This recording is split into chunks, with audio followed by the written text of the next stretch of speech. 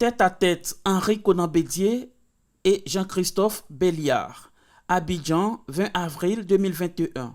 Il est 17h30 quand l'ambassadeur de France en Côte d'Ivoire, Jean-Christophe Belliard, arrive à la résidence privée du président du PDCI-RDA, son Excellence M. Henri Konan Bédié.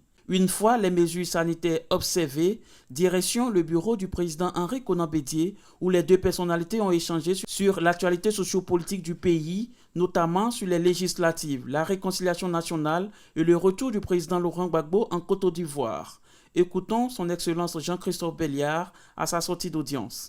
Écoutez, je voulais rencontrer le président Bédié pour faire un tour de la situation politique après les élections législatives, faire le bilan pour son parti, le parti qu'il préside, le PDCI, le bilan pour l'opposition ou les oppositions, donc avoir son analyse de la situation politique du pays. Je voulais l'interroger sur les contacts en cours avec le président Ouattara, voir où on en est, du dialogue, de la réconciliation.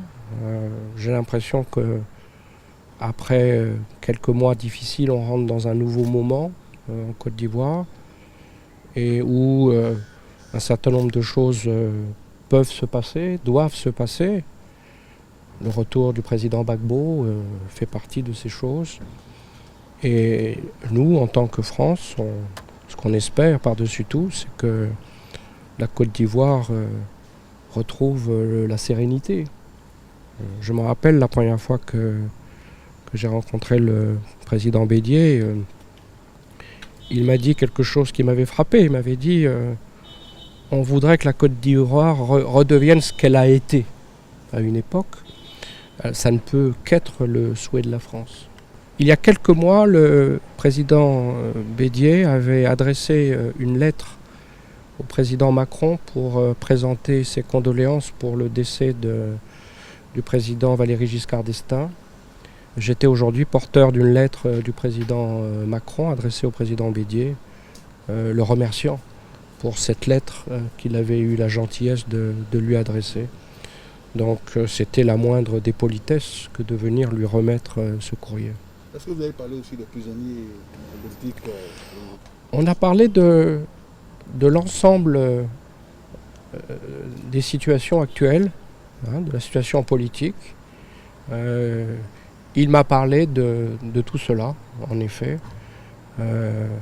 puisque nous avons fait le point sur ce qui reste à faire pour que la Côte d'Ivoire retrouve la sérénité, le dialogue. Il me dit avoir des contacts avec le président Ouattara et certainement nous encourageons ces contacts. Nous espérons que les deux hommes pourront se revoir. Ils s'étaient vus il y a quelques mois à l'hôtel du Golfe et il nous avait semblé que c'était un moment positif. On avait senti du respect de part et d'autre. On avait vu les gestes des uns et des autres. Et nous, France, on ne peut que souhaiter ce genre de moment.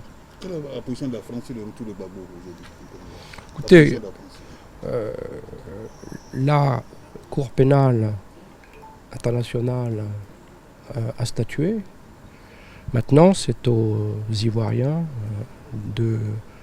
entre eux de décider des modalités du retour du président Gbagbo. J'ai bien entendu noté le communiqué, la déclaration du président Ouattara, estimant que le président Gbagbo était le bienvenu en Côte d'Ivoire.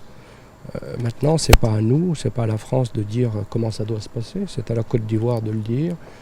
Et donc je sais que des contacts sont en cours et nous encourageons ces contacts. De manière globale, nous encourageons tous les contacts entre l'ensemble des protagonistes de la scène politique ivoirienne. Sous le haut patronage de son Excellence M. Henri Konan Bédié, sous la haute autorité de Mme Henriette Konan Bédié, sous la présidence effective de Mme Aminata Ndiaye, secrétaire exécutive en charge des mouvements, associations et ONG, sous le haut parrainage de M. Jean-Marc Yassé, maire de la commune de Cocody, La jeunesse commando du PDCI RDA organise son entrée politique le samedi 24 avril 2021 à 15 h à l'auditorium de la maison du parti à Cocody. Militantes, militants, sympathisantes, sympathisants et amis jeunes du PDCI RDA, venez massivement car le PDCI RDA, c'est l'affaire de tous. Le PDCI RDA vivra, vivra, vivra. Infoline 07 07 56 17 96 05 75 57 55 19.